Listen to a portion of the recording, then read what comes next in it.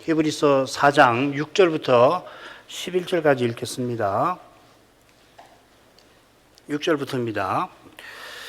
그러면은 거기 들어갈 자들이 남아 있거니와 복음 전함을 먼저 받은 자들은 순종치 아니함을 인하여 들어가지 못하였으므로 오랜 후에 다윗의 글에 다시 어느 날을 정하여 오늘날이라고 미리 이같이 일렀으되 오늘날 너희가 그의 음성을 듣거든 너희 마음을 강팍해 말라 하였으니 만일 여호수아가 저에게 안식을 주었다면 그 후에 다른 날을 말씀하지 아니하셨으리라. 그런즉 안식할 때가 하나님의 백성에게 남아 있도다. 이미 그의 안식에 들어간 자는 하나님이 자기 일을 쉬심과 같이 자기 일을 쉬느니라. 그러므로 우리가 저 안식에 들어가기를 힘쓸지니 이는 누구든지 저 순종치 아니하는 본에 빠지지 않게 하려 함이라.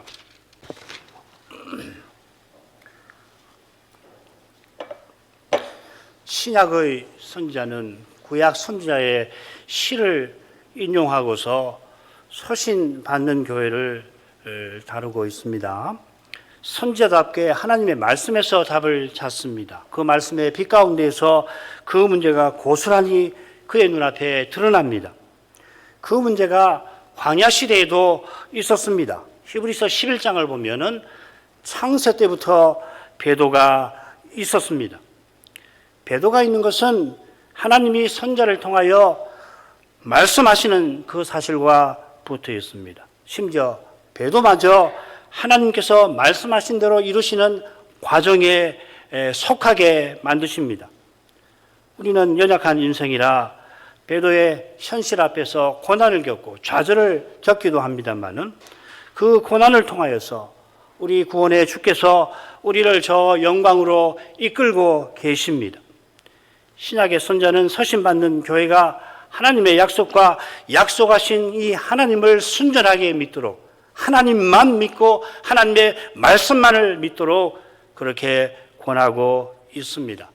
오늘 살필 셋째 강해도 같은 권면을 담고 있겠는데 다섯으로 나눠보겠습니다. 6, 7절 안식에 들어갈 자가 남아있는데 이스라엘이 불순종으로 못 들어갔으니 그들처럼 강팍치 말아라 하는 것입니다. 8절에는 여호수아가 안식을 준 것은 아니다. 그리고 9절에는 안식할 때가 하나님 백성에게 남아있다. 10절에는 이미 안식에 들어간 자는 하나님이 자기 일을 쉬신 것 같이 그도 자기를 쉰다. 11절 이 안식에 들어가기를 힘써야 불순종의 그 본에 광야 시대 백성의 본에 빠지지 아니한다. 이렇게 되었습니다. 정교하죠. 신약의 선자는 이 단락 처음과 끝에서 이 불순종이라는 말을 씁니다. 풀어서 썼지만은 불순종, 불신앙이란 말이 첫째 강의 처음과 끝에 나온 것처럼요. 광야의 1세대가 불순종으로 가나안에 들어가지 못했으므로 그게 첫 번째 부분입니다. 그들의 본에 빠지지 않도록 안식에 들어가기를 힘써야 합니다. 그게 마지막 11절입니다. 우리가 들어가야 할 안식은 여호수아가 인도한 가나안 땅이 아닙니다. 두 번째 부분이죠. 그건 하나님이 태초에 들어가신 안식입니다. 그게 네 번째 부분 10절이 되겠습니다. 그 안식에 들어가기를 힘써야 하는데 어떻게 힘써야 하는 것인가?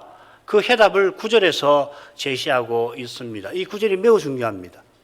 특별히 안식할 때라고 하는 이 표현을 정확하게 규명해야 할 것이고 우리가 조금 후에 그렇게 해보려고 합니다. 6, 7절로 갑니다. 그러면 거기 들어갈 자들이 남아있거니와 복음 전함을 먼저 받은 자들은 순종치 아니함을 인하여 들어가지 못하였으므로 오랜 후에 다윗의 글에 다시 어느 날을 정하여 오늘날이라고 이같이 일렀으되 오늘날 너희가 그의 음성을 듣거든 너희 마음을 강팍해 말라 하였나니.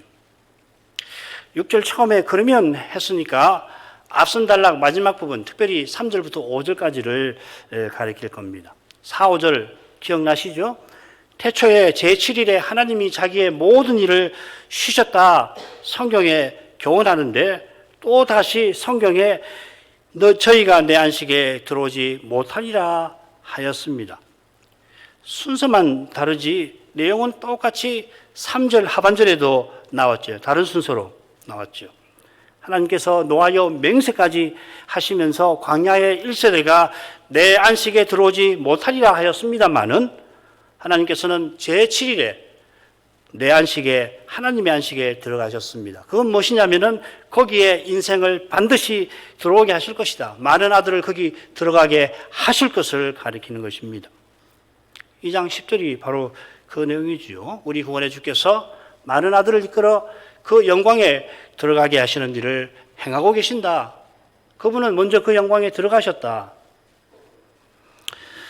히브리서만 아니라 모든 신약 계시가 이 위대한 일을 실은 전하고 있습니다. 우리 독립개신교회는 이 교훈이 낯선 것도 아니에요. 목자 양을 일찍이 이 강설을 들으시고 그 책을 많이 읽으셨겠는데 그 강설의 40회나 되는 강설 핵심이 바로 그거 아닙니까? 우리가 하나님 나라에 이미 들어왔고 또 안 들어갈 것입니다. 이것도 얼마나 많이 배우셨습니까? 그렇죠, 그죠? 우리가 이미 구원을 얻었고 장차 얻을 것입니다. 이건 우리가 이미 잘 알고 있는 겁니다. 우리가 믿음으로 맏아들과 연합되어서 하나님의 아들이 이미 되었습니다마는 장차 아들다웠게 하나님 나라를 상속할 겁니다. 둘은 딱 붙어 있습니다. 이미 하나님의 아들들이 되었고 또 될 거다. 이 붙어 있습니다.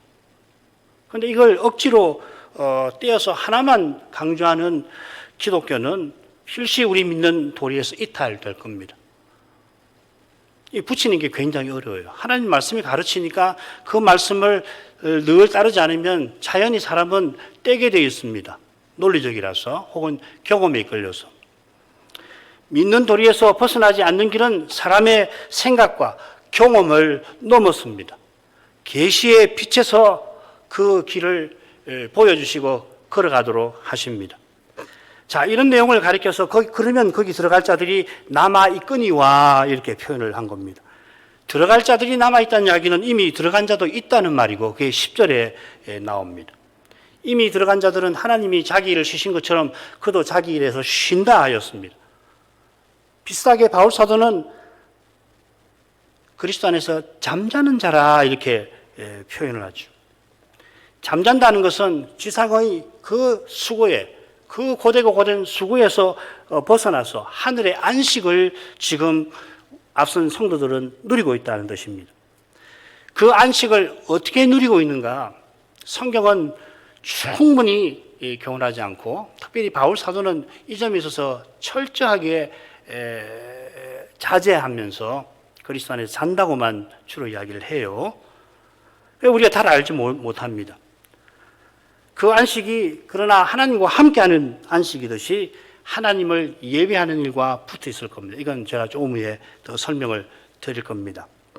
둘째로 이미 안식에 들어간 자들도 재림의 날을 기다리겠지요.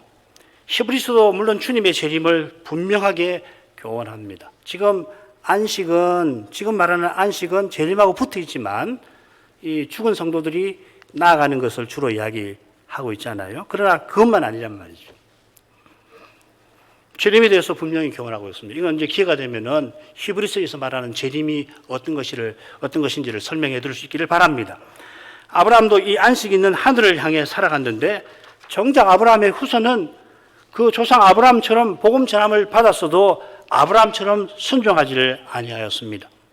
복음 전함을 먼저 받은 자들, 광야의 1세들을 가리킵니다.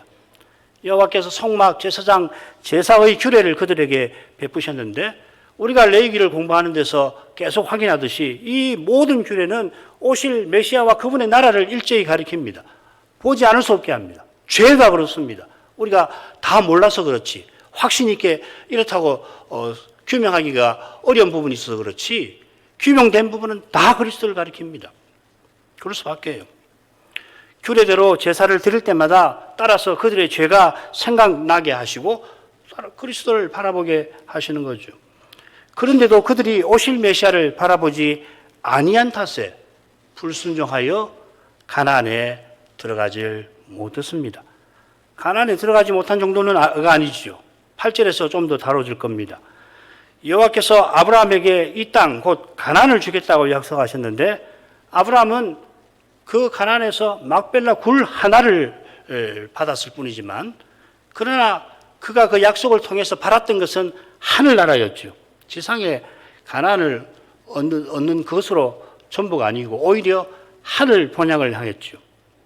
다윗도 자기 백성이 언약궤를 예루살렘에 모시고 거기에 성전을 짓는 데 만족하지 말고 여호와의 안식에 이르기를 그가 바랐습니다. 아브라함처럼 그 안식에 들어가게 하려고 광야의 1세대처럼 그의 음성을 들으면 너희 마음을 강팍해 말라 하였습니다. 신약의 선자는 광야 1세대의 불순종과 다윗의 권면을 통하여서 서신받는 교회가 안식에 들어갈 그 길을 제시하고 있습니다. 그 길은 말씀이 들리는 오늘, 들리는 그 시간, 그 말씀을 겸손히 듣는 그것입니다. 이게 9절의 요지예요. 9절이 바로 이걸 가리키는 겁니다. 안식일이죠. 자, 8절로 갑니다. 만일 여호수아가 저에게 안식을 주었다면 그 후에 다른 날을 말씀하지 아니하셨으리라. 8절은 이유인즉슨 이렇게 시작됩니다. 다윗이 오늘날 하고서 오늘날 귀에 들리는 그 말씀을 겸손히 들어야 저 안식에 들어간다. 그렇게 전했는데 그 이유가 뭔지를 여기서 설명합니다. 여호수아를 할 만한 연유가 있지요. 이 안식을 주셨다. 여기도 안식을 주셨다 했는데 안식을 주셨다는 이 표현이 여호수아서 처음과 끝에 여러 번 나옵니다. 한 4번 나오지요. 앞에 한 2번 나오고 끝트리에 한 3번 나옵니다. 모두 어떤 뜻이냐면 여호와께서 사방 대적을 물리치시고 가나안 땅을 이스라엘에게 주시는 일을 가리켜서 안식을 주셨다 하였습니다. 다윗이 성전을 지어드릴 뜻을 아뢰었을 때도 똑같은 표현을 쓰고 있어요. 사무엘하 7장 1절입니다. 여호와께서 사방의 모든 대적을 파하사 왕으로 궁에 평안히 하게 하셨을 때, 이 안식하게 하셨을 때 똑같은 말입니다. 다윗의 기도를 하나님 들으시죠. 들으시고 여호와께서 뭐라고 하시냐면 너를 모든 대적에게서 벗어나 평안케 하리라. 똑같은 말입니다. 그런데 여호와께서 성전을 지어드리겠다는 다윗에게 도리어 내가 집을 너에게 지어주겠다. 메시아를 통해서 하나님 나라를 세워주겠다. 그 말이지요. 다윗은 성전 지을 때라고 판단했지만 여호와께서는 아직은 아니다 하셨습니다. 여호수아도 여호와께서 안식을 주셨다 할 때에 하나님께서 성소 삼으신 가나안 땅을 가리킨 것이지 영원한 안식을 가리켜서 안식을 주셨다. 결코 그렇게 이야기 안 했겠죠. 자, 그런 점에서 여호수아가 안식을 주었다. 신약의 선자가 표현한 그 점에 주목할 만합니다. 신약의 선자는 여호수아가 아니라 여호와께서 가나안을 주시면서 여호와께서 안식을 주셨다는 것을 잘 압니다. 성경이 그렇게 되어 있습니다. 여호수아서에 보면 내가 안식을 주었다 되어 있지 않죠. 여호와께서 안식을 너에게 주었다. 여호수아가 그렇게 이야기하잖아요. 자, 그런데도 여호수아가 안식을 주지 않았다라고 쓴 것은 어쩌면은 당시 어떤 사람들이 실제로 그런 표현을 쓴 것을 잘못되었다고 꼬집는 것일 수도 있겠습니다만은 문제는 그런 증거가 딱히 없습니다. 어쩌면은 신약의 선지자가 다른 여호수아, 예수님을 염두에 두고서 의도적으로 구약과 다르게 표현했을 수 있을 것 같습니다. 저는 여기에 마음이 갑니다. 한글 개역이 여호수아라고 정확히 번역했지만은 헬라 말로는 똑같아요. 예수라는 말하고 똑같아요. 예수스라고 되어 있습니다. 예수님이라 할 때 예수라는 말도 히브리어로 똑같죠. 예슈아 아닙니까? 아람어로 예슈아라고. 여호수아도 예슈아고 예수님도 예슈아입니다. 히브리 말로도 같고요. 헬라 말로도 똑같습니다. 예수스 이렇게 됐습니다. 이미 우리는 셋째 대목 처음과 끝에 이 예수 칭호가 짝을 이루며 나온 것을 살폈습니다. 3장 1절, 4장 14절. 히브리서에 예수라는 말이 14번 나옵니다. 여호수아를 빼면 13번인데 여기 2번, 3번 나오는 겁니다.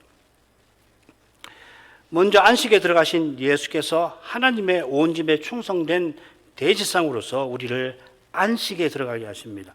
이 예수, 사람 되신 하나님이신 이 예수, 우리 믿는 도리의 사도요 대지상이신 이 예수께서 우리에게 안식을 주십니다. 이걸 선지자가 넌지시 드러내려고 구약의 예수 여호수아가 안식을 주지는 않았다 이렇게 말하는 것 같아요. 만일 여호수아 때에 안식을 주셨다면 그 후에 다른 날을 말씀하지 아니하셨으리라. 다윗이 오늘날 하면서 장차 안식에 들어갈 것을 권하지 않았습니까? 이 다윗이 선자로서 권했던 겁니다. 그러니까 선지자 다윗을 통해서 하나님이 다른 날을 말씀하신 것이죠. 그런 뜻이 여기 담겨 있습니다. 자, 9절로 가겠습니다. 그런즉 안식할 때가 하나님의 백성에게 남아 있도다. 그런즉 곧 하나님께서 다른 날을 말씀하셨은즉 안식할 때가 우리에게 신약 백성에게 남아 있다. 그러니까 이 번역이 참 자연스럽게 보이고 문맥에도 적합해요. 아마 이 한글 개혁자들이 매우 고심하면서 이 표현을 썼을 겁니다. 자, 그런데 첫째로 이 표현이 신약 성경에 이곳밖에 안 나옵니다. 그리고 사전에 이 표현은 두 가지 의미가 있습니다. 하나는 장차 성도가 들어갈 영원한 안식을 가리킵니다. 같은 뜻으로 히브리서는 이 대목에서만 지금 히브리서 3장 7절부터 해가지고 4장 11절에만 8번이나 다른 낱말을 씁니다. 이 말을 쓰지 않아요. 다른 말로 영원한 안식이라는 말을 씁니다. 한글 개혁 번역자들은 이 뜻을 염두에 두고서 이 표현을 안식할 때라고 새긴 것 같습니다. 그냥 영원한 안식이라고 하지 않고 안식할 때라고 새긴 것 같습니다. 8절에 다른 날을 말씀하셨다고 한 까닭에 이 번역자들이 고심 끝에 안식할 때라고 새겼을 겁니다. 제가 이분들을 만날 수 있을지 모르지만은 틀림없이 저한테 우리가 그때 이렇게 고심해서 이렇게 번역했다고 할 겁니다. 그리고 고심한 이유가 또 있는데요. 이 낱말이 두 번째로 무슨 뜻이 있냐면은 안식일 준수라는 뜻이 있어요. 늘 이런 뜻을 씁니다. 두 가지 뜻인데 영원한 안식 아니면은 안식일을 준수하는 것, 이런 뜻이 있습니다. 자, 우선 남아있다는 말이 6절에 나왔죠. 거기 들어갈 자들이 남아있다. 자, 이런 점에서 영원한 안식이 남아있다라고 말하는 것은 확실히 어색하죠. 첫 번째 뜻으로는. 들어갈 사람이 남아있다는 것은 들어간 사람이 있다는 이야기입니다. 이런 뜻이라면은 하나님 백성에게 영원한 안식이 기다리고 있다. 이렇게 써야 자연스러울 겁니다. 그래서 이 한글 개혁 번역자들이 고심하고서 안식할 때라고, 원래는 이 낱말이 이런 뜻이 없거든요. 사전에 두 가지 뜻밖에 없어요. 이 뜻이 없어요. 그런데 우리 한글 개혁이 이렇게 번역을 한 것 같습니다. 굉장히 고심을 많이 하신 걸 느낄 수 있어요. 저 안식에 들어갈 일이 남아있는 우리에게 남아있는 과제는 뭐겠습니까? 어떻게 그 안식에 들어가는가 하는 거 아닙니까? 그래서 11절에는 그걸 힘쓰라고 이야기를 하고 있잖아요. 그래서 11절에서 들어가기를 힘쓰라. 우리가 저 안식에 어떻게 들어갑니까? 그 해답이 첫째 대목 처음과 중간과 끝에 분명히 나옵니다. 첫째, 우리 믿는 도리의 사도와 대지상이신 그리스도를 깊이 생각하는 것입니다. 3장 14절, 우리가 처음에 확신한 것, 교회가 처음부터 확신한 것을 끝까지 붙드는 것입니다. 우리 믿는 도리를 굳게 붙잡는 겁니다. 4장 14절. 자, 그런데 우리가 어떻게 믿는 도리를 굳게 붙드느냐면 굳게 붙잡습니까? 각자가 집에서 성경을 읽는 겁니까? 예, 좋은 방법입니다. 여러분 성경 부지런히 읽으십시오. 날마다 성경을 읽으셔야 합니다. 사실은 의무가 아니라 우리에게 주어주신 은혜를 생각하고 우리에게 주어진 목표를 생각하면 성경 안 읽을 수 없어요. 제일 중요하잖아요. 실제로 이 이야기를 드리려면 좀 길어지니까 다 알고 계실 겁니다. 해야겠다 이런 의무감보다는 어떻게 안 할 수가 있겠나 하는 마음으로 성경을 가까이 하시기를 바랍니다. 네, 좋은 방법입니다. 자, 그런데 주님께서 주신 특별한 방법이 있어요. 그게 뭐냐면 안식일 때마다 말씀을 전하고 받게 하시는 그겁니다. 이게 담대함과 소망의 자랑을 굳게 끝까지 붙잡는 것과 관계된다고 말씀드렸죠. 우리가 담대함을 끝까지 붙잡는 것, 은혜의 보좌에 담대하게 나아가는 것, 그건 우리 구원의 주께서 주의 이름을 형제들에게 선포하고 우리 가운데서 주를 찬송하시는 바로 그리스도의 사역에 근거하는 겁니다. 이렇게 보면은 안식일 지킴, 안식일 준수가 남아있다고 새기는 것이 저는 좋다고 생각하고, 교부들의 글을 읽으면 이런 해석을 해요. 크리소스톰이라고 하는 아주 위대한 설교자도 이렇게 해석을 하는데 나는 그분이 옳다고 생각합니다. 바울사도가 하나님께서 전에 예비하사 우리로 그 가운데 행하게 하신 선한 일, 에베소서 2장 10절에서 전하면서 뭐라고 했습니까? 우리들이 그리스도로 말미암아 성신 안에서 아버지께 나아감이라고 그렇게 말합니다. 이건 우리가 주 안에서 성전이고 성신 안에서 하나님이 거하시는 처소로 함께 지어져가는 일이기도 합니다. 우리가 성전이란 말하고 우리가 제사장이란 말하고는 실제로 같은 것이죠. 우리가 그리스도 안에서 하나의 새로운 사람으로서 아버지께 나아가는 이것이 우리 구원의 주께서 많은 아들을 이끌어서 영광에 들어가게 하시는 바로 그 방법인 것입니다.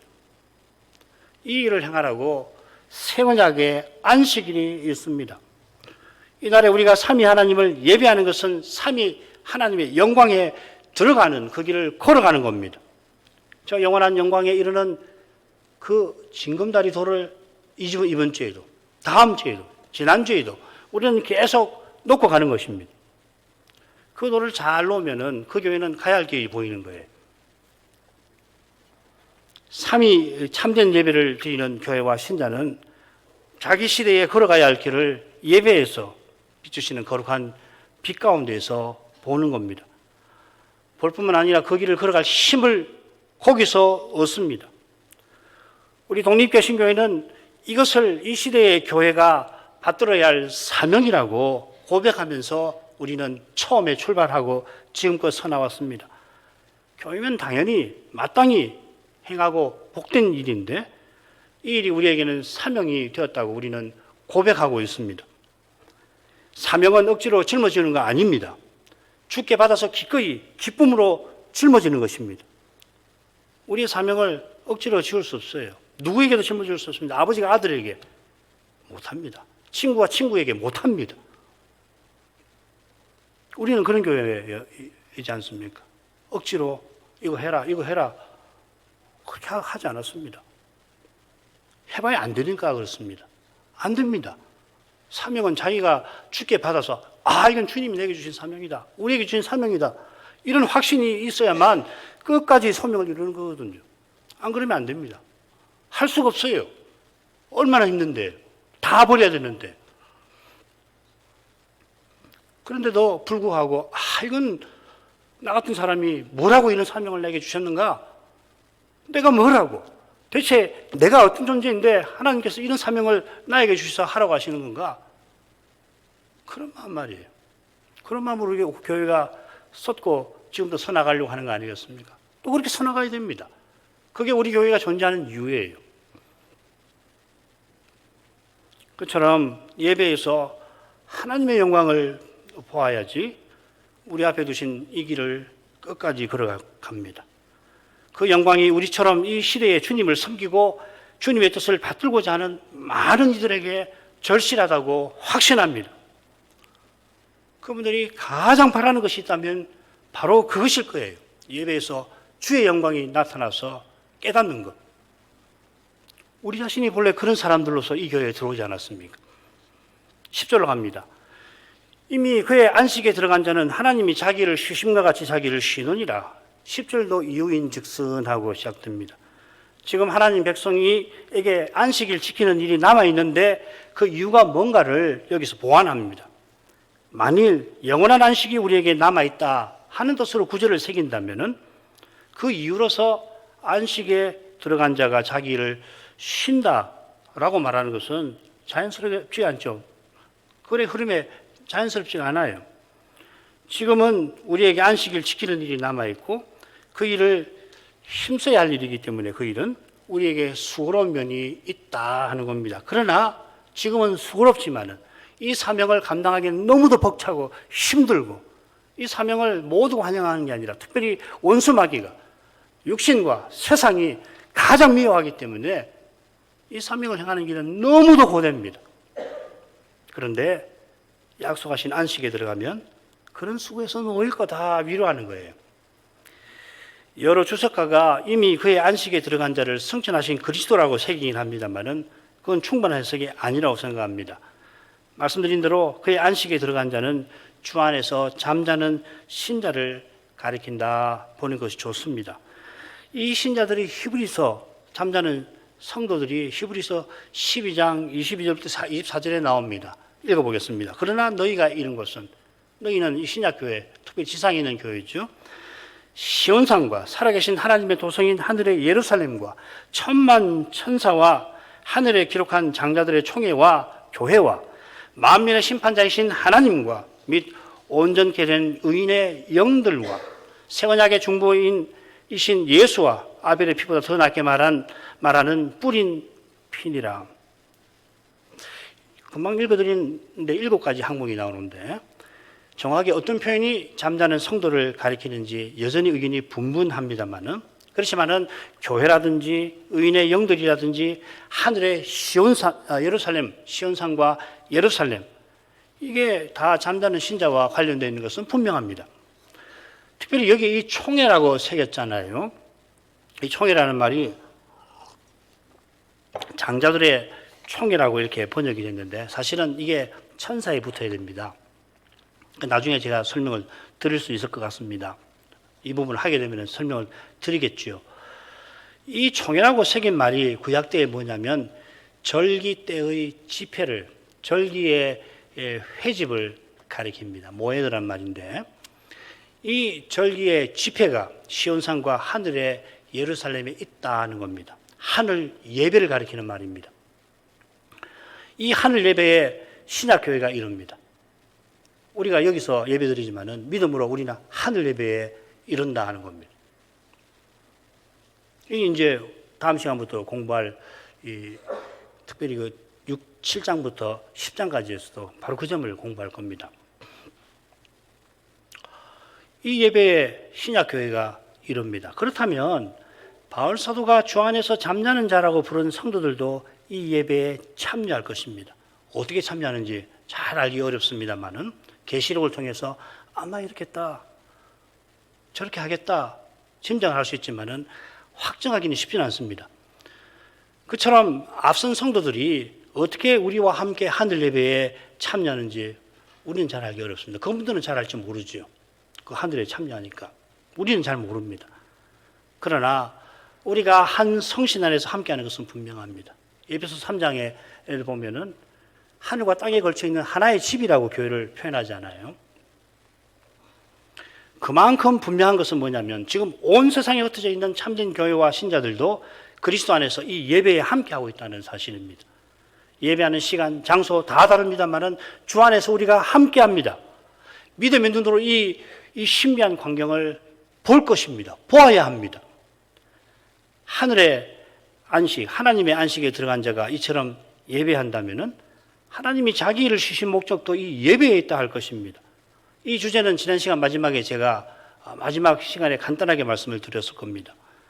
하나님께서 엿새 창조를 마치시고 제7일에 안식하셨는데 이는 제6일에 남자를 짓고 아울러 에덴을 창설하여 거기 그를 들이신 목적을 이루려 하신 것입니다. 이런 점에서 창세기 2장을 한번 보십시다. 거기 아주 중요한 구절이 있는데 2장 2절 하나님이 지으시던 일이 일곱째 날이 이를 때에 마치니 그 지으시던 일이 다음으로 일곱째 날에 안식하니라. 하나님께서 일곱째 날에 안식하셨다고 하셨는데 일곱째 날이 이를 때에 마치니 이렇게 우리나라 말은 번역을 해놨습니다. 하나님이 지으신 일이 6일 동안 이루어졌다고 성경이 교훈하잖아요. 엿새 창조, 6일 동안 창조일을 하셨다. 그래서 한글 개역 성경은 일곱째 날이 이를 때에 맞췄다. 이렇게 아주 고심해서 번역을 했습니다. 그런데 여러분 갖고 계시는 대부분의 번역본들, NIV가 이렇게 번역했고 나머지 여러분들이 갖고 있는 번역들은 그대로 이렇게 번역되었습니다. 제7일에 하나님께서 지으시던 일을 마치셨다, 완성하셨다 이렇게 되어 있습니다. 이게 원문의 표현을 제대로 살린 겁니다. 자, 이렇게 살리면 엿새 동안 이루어진 창조가 제7일에 완성되었다는 것을 표시할 겁니다. 창조의 완성이 안식에, 하나님의 안식이 있다는 이야기입니다. 성전에 올라가는 시 중에 이런 시가 있죠. 여호와께서는 졸지도 주무시지도 않고 성전에 나가는 자기 백성을 지키신다 교훈합니다. 시편 121편입니다. 태초에 안식에 나가신 하나님께서, 안식에 나가셔 자기 일을 쉬시는 여호와께서 그 안식에 이스라엘을 이르게 하려고 그분은 쉬지 않고 일하십니다. 예루살렘을 향한 순례에서 눈을 들어서 높은 산들을 보고서 어떻게 저 산에 오를까 도움을 청하는 이들에게 여호와께서는 살펴주시고 성전에 하나님께 이르도록 도우십니다. 인생은 밤이 되면 잠들지만은 여호와는 주무시지도 않고 잠자는 우리를 돌보십니다. 우리 주님도 내 아버지께서 이제까지 일하시니 나도 일한다 하시면서 우리가 아버지와 그리스도를 모시는 바로 그 목표를 이루려고 나도 일한다 하셨습니다. 하나님께서 이제까지 일하시는 것은 무엇보다 교회가 하늘 예배에 참여하게 하려고 하시는 것이고, 이로써 태초에 신이 들어가신 그 안식에 마침내 이르도록 하신 것입니다. 하나님께서 주신 것처럼 주 안에서 잠자는 자도 하늘 예배에 참여함으로써 이 위대한 일, 모든 교회가 하나님의 안식에 도달하게 하는 일, 이건 재림도 있겠죠. 그 일에 그분들도 쉬지만은 쓰임을 받고 있다 믿습니다. 이 땅에서는 하늘 예배에 참여하는 일에 수고가 따릅니다. 마음 같아서는 주일날 눈 뜨는 순간부터 눈 감는 순간까지 계속해서 예배를 드렸으면 그런 마음이 드실 때가 있죠. 예배에서 정말 하나님의 영광을 배울 때 그런 마음이 생겨요. 하루 종일, 심지어 내일도 이렇게 예배를 드릴 수가 있으면 그런 마음이 생길 때가 있습니다. 그런데 안 됩니다. 쉬어야 합니다. 믿음의 길에 고난이 따릅니다. 그림자처럼 따릅니다. 믿음으로 살면은 고난은 그림자의 친구처럼 따라다닙니다. 그러나 저 하늘에서는 영원한 기쁨이 늘 함께합니다. 11절로 갑니다. 그러므로 우리가 저 안식에 들어가기를 힘쓸지니 이는 누구든지 저 순종치 아니하는 본에 빠지지 않게 하려 함이라. 신약의 선자는 서신받는 교회와 더불어서 자기도 안식에 들어가기를 열망합니다. 우리가 힘쓸지니, 우리가 힘씁시다. 힘쓰십시다.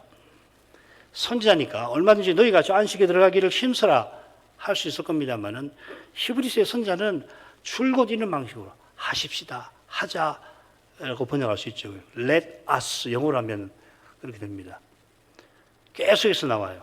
권면의 부분에 계속해서 1인칭 복수 청유형으로 씁니다. 힘쓰자고 권하는 신약의 선자의 심정이 어떤 것인가? 베드로 사도의 글에서 확인해 볼 수 있을 것 같습니다. 베드로후서 3장 14절, 그러므로 사랑하는 자들아 너희가 이것을 바라보다니 주 앞에서 흠도 없고 흠도 없이 평강 가운데 나타나기를 힘쓰라. 똑같은 말입니다. 지금 베드로는 자기가 곧 세상을 떠날 줄 잘 압니다. 죽음을 앞두고 있는 사도의 마음에 뒤에 남아있는 형제들에 대한 사랑이 가득합니다. 사도가 간절히 바라는 것은 이 교회가 장차 기쁨으로 주님을 뵙는 것입니다. 평강 가운데 주 앞에 나타나는 겁니다. 심판하시는 하나님이 계시는데도 마음의 평강을 유지하고 기쁨으로 주를 맞이하는 것입니다. 얼마나 무섭겠습니까? 하나님 심판이 눈앞에서 벌어지는데 인생이 어떤 수로 그걸 견딥니까? 그런데 신자는 그리스도께 감사해서, 공로에 감사해서 주님의 사랑에 이끌려서 그걸 견뎌내는 거거든요. 사도가 간절히 바란 만큼 그 일에 힘썼고 지금 언제 죽을지 모르지만 힘쓰고 있습니다. 그게 뭡니까? 자기가 전한 말씀을 교회가 기억하게 하는 것입니다. 이 힘쓴단 말이 여기 이렇게 나옵니다. 베드로후서 1장 15절, 내가 힘써 너희로 하여금 나의 떠난 후에라도 필요한 때는 이런 것을 생각나게 하려 하노라. 이런 것이라는 말은 가까이는 그리스도의 재림에 관한 것이고요, 넓게는 사도가 전한 복음입니다. 신약의 선자도 사도와 똑같습니다. 이보다 분명한 것이 없습니다. 말씀을 떠나서 사람이 힘쓰는 그것보다 구원에 위태로운 것이 없어서 그렇습니다. 이게 이어지는 내용하고도 어울리죠. 누구든지 저 순종치 아니하는 본에 빠지지 않기를 바라서 선자는 안식에 들어가기를 힘쓰라 합니다. 순종치 아니하는 본과 가장 비슷한 표현을 히브리서에 찾는다면 모이기를 패하는 습관일 겁니다. 안식에 들어가기를 힘쓰는 일이 사도와 선자가 전한 말씀을 듣는 데서 이루어지는데, 사도가 전한 말씀을 듣는 것은 단연 안식일 지키는 일에 속할 것입니다. 예배를 드려서 예배에서 무엇을 하느냐? 사도가 전한 대로 그리스도를 듣고 믿는 것입니다. 듣는 것입니다. 전하고 받는 것입니다. 이게 우리 개혁교회에 강조하는 바 아닙니까? 이 점은 9절에서 이미 생각했습니다. 이 시대, 이 교회에 배도의 위험이 있는 것은 모이기를 피하는데, 모이기를 피하면 어떻게 됩니까? 말씀 듣는 일이 둔해지는 데 있죠. 다음 시간부터 살필 그 부분에 나옵니다. 너희 듣는 것이 둔함으로. 멜기세덱에 대해서 할 말이 많지만 하기 힘들다. 여기 보면 말씀을 듣는 것이 둔하다 했습니다. 저순종치 아니하는 본은 광야의 1세대가 모세를 통한 말씀을 듣지 아니한 데서 생겼습니다. 듣지 아니한 것은 불신앙에 있습니다. 불신앙에서 불신앙이 나온 것입니다. 불신앙이 믿지 않으니까 순종해서 가나안으로 못 들어가는 거죠. 불신앙이 첫째 강의 처음과 끝에 나오듯이 불순종도 처음과 끝에 딱 두 번 나옵니다. 여기만 불순종이라는 말, 불신앙이라는 말이 히브리서에 딱 이렇게만 나옵니다. 아울러 악습이라는 표현을 쓸만한데 본이라는 표현을 썼어요. 순종치 아니하는 악습에, 패습에 빠지지 말라. 이게 참 자연스럽잖아요. 그리고 본이라는 말을 씁니다. 이 본이라는 말이 다음 시간부터 우리가 살필 그 대목에 중요하게 두 번 더 나옵니다. 실제인 하늘 성소의 모형인 지상 성막에 쓰입니다. 이 모형이라고 번역을 해놨습니다. 지상 성막이 하늘 성소를 가리키는 기능이 있듯이 선자는 이 불순종한 이 광야 세대를 반면교사로 삼아서 그들의 불순종을 가리키지만은 반면교사로 삼아서 본을 삼아서 신약교회의 순종을 이끌어내려 합니다. 우리가 저 안식에 들어가기를 힘쓰자. 신약 선자가 얼마나 소리를 높여 전했을까 짐작하고 남음이 있습니다. 기도하겠습니다. 거룩하신 아버지, 신약의 선자가 서신받는 교회와 더불어서 하나님 안식에 들어가기를 얼마나 힘썼는지 이날에 살피게 하십니다.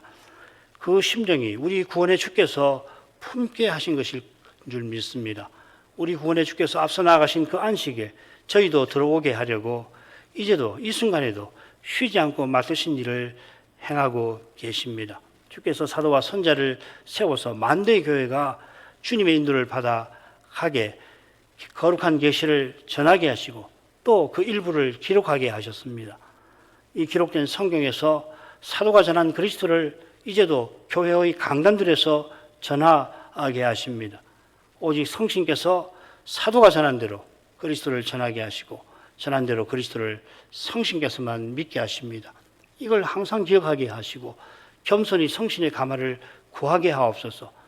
사도도 이를 위해서 사람의 지혜로 하지 않으려고 얼마나 애썼다 하고 한 것을 우리는 그의 글에서 압니다.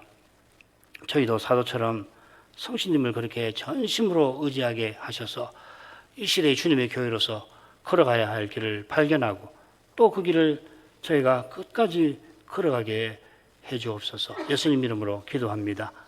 아멘.